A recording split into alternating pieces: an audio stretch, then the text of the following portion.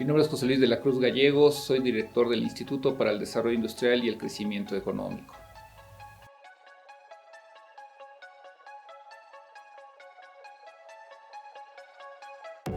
Fundamentalmente, el COVID-19 nos ha llevado a una etapa que ya se anuncia de recesión global, porque en una primera instancia afectó la producción manufacturera de China, la columna vertebral de este sector.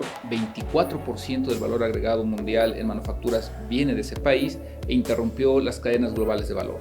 Esto, en un segundo fase, provocó lo que es incertidumbre financiera. En la parte bursátil vimos importantes caídas que además provocaron movimientos en el tipo de cambio y la disminución significativa del precio del petróleo. En este sentido, lo que estamos viendo es una amplia volatilidad que todavía no termina y lamentablemente que ya está llegando a los mercados laborales de Europa, Estados Unidos y aún del continente asiático.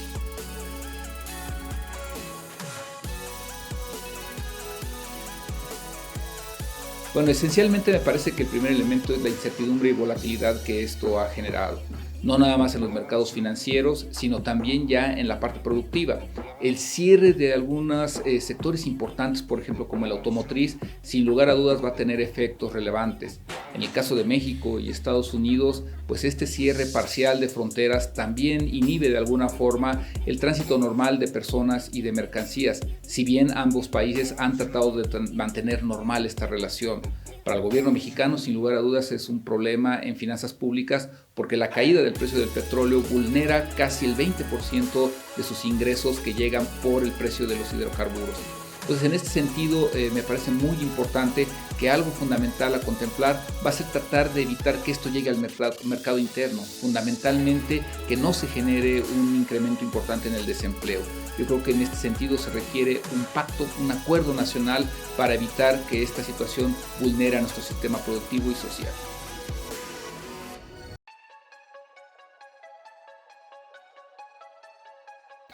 Bueno, en esencia, el problema en el caso concreto de México es que nuestra economía ya llegó enferma, es decir, llegó débil. En 2019 no creció, de hecho retrocedió menos 0.14%. El sector industrial llegó con 16 caídas consecutivas, es decir, la mayor cadena de retrocesos desde la crisis del 2009. Por lo tanto, a nuestro país esta crisis global que generó el COVID-19 le va a propiciar, de acuerdo al propio presidente López Obrador, la muy probable entrada a otra fase de crisis, y en este sentido, por eso los acuerdos son fundamentales. Tratar de evitar que se profundice la desaceleración y la recesión que se vive en algunos sectores productivos.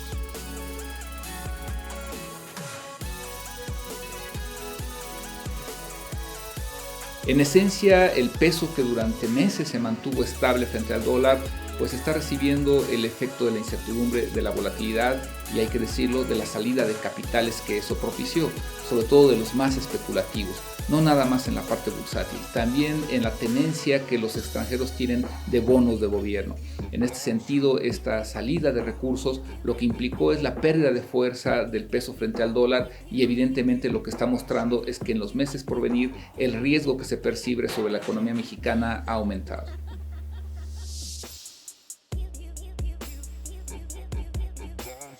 Digamos que dentro de todo este contexto, la disminución de los precios de los hidrocarburos lo que provocó es también que sus derivados, por ejemplo los combustibles, tengan una tendencia a la baja.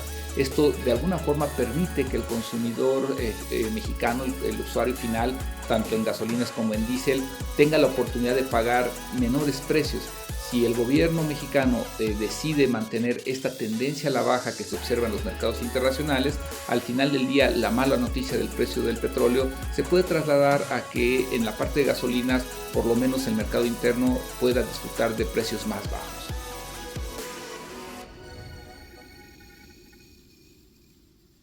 Bueno, sin lugar a dudas, el tema de salud pública que generó el COVID-19 es un desafío, un reto no visto, al menos en 3 generaciones. en la parte económica y financiera evidentemente está llevando a momentos que no habíamos visto desde 2009, pero en donde otras medidas de política económica que no han sido exitosas pues no se habían visto desde 1929. ¿Esto qué implica? Al final del día vamos a tener que analizar esta situación con una nueva óptica, es decir, buscar instrumentar estrategias que no se han implementado durante 70 años. Y fundamentalmente me parece que la política fiscal tendrá que buscar ir acompañada de la política monetaria, pero sobre todo de las iniciativas del sector privado, es decir, complementar los recursos tanto del sector público como de las empresas para tratar de mantener con ello operando correctamente nuestra economía y, reitero, teniendo en consideración que lo fundamental es la preservación del empleo y para que ello ocurra se debe de evitar el cierre de empresas.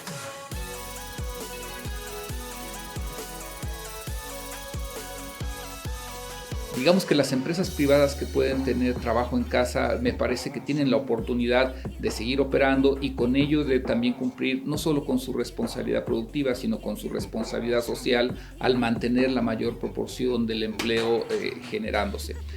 Lamentablemente esto no ocurre para todo el sistema productivo mexicano. La mayor parte del mismo tiene que ver con el comercio directo, con la producción directa, es decir, se requiere que las personas sigan desplazándose para poder generar y mantener sus fuentes de empleo.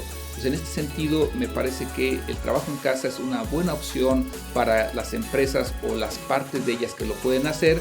Lo que se va a tener que buscar es implementar medidas para que lo otro, que es la mayor proporción, pueda seguir manteniéndose, cuidando la salud, pero también cuidando el crecimiento de la economía. Me parece que México está viviendo uno de sus mayores retos en las últimas décadas.